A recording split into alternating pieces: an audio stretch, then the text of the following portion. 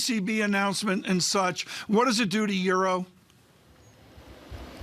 We're probably looking for at least maybe another cent today. I mean, we could get up to sort of, I know we're close to 111, we could get as close as 112 because it is a very significant surprise today. And as you've rightly pointed out, probably much more hawkish than expected. Nick, you said it was a very significant surprise. What do you say? What are you thinking in terms of recalibration of the ECB's response function to the inflation that we're seeing, as well as the Ukrainian war? Well, I mean, they were stuck between a rock and a hard place. We had expected them to, signal that they wanted to taper their purchases, and we were looking for an accelerated tapering into this meeting, though it was probably even quicker than we had anticipated. And so, we think they're still on track to end it in Q3 and raise rates in December of this year.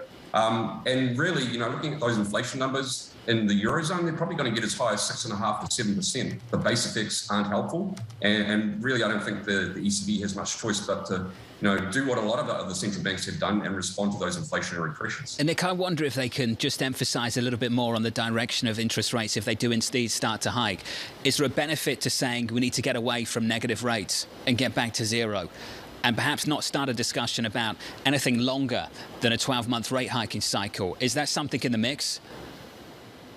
I don't know if they'll be quite as precise as that. I mean, to your point, and you made a good point about that pledge on the timing of interest rates. It means they could raise interest rates immediately. If they wanted to, it probably means they could also wait a little longer if that's that way that we're so inclined. I think they'll be a little bit more generic and just essentially say that this is a normalization of monetary policy, and markets will be, very much interpret that as saying, look, the benchmark is to get to zero. We'll worry about anything else that happens after that. 8:30 Eastern, 40 minutes away. We hear from the ECB president. Tom's looking for the outlook. Nick, I want to understand the outlook for GDP. Are we about to see inflation rate forecasts up and forecasts for GDP down? Is that what we could see in 40 minutes? Yes, I think very much so. Our own forecast, for example, we're looking at 3.8% GDP growth for the Eurozone this year, but we're sort of reassessing, reviewing as pretty much everyone else is. And that could go down by 0.5%, maybe 3.25% with everything that's going on in Ukraine.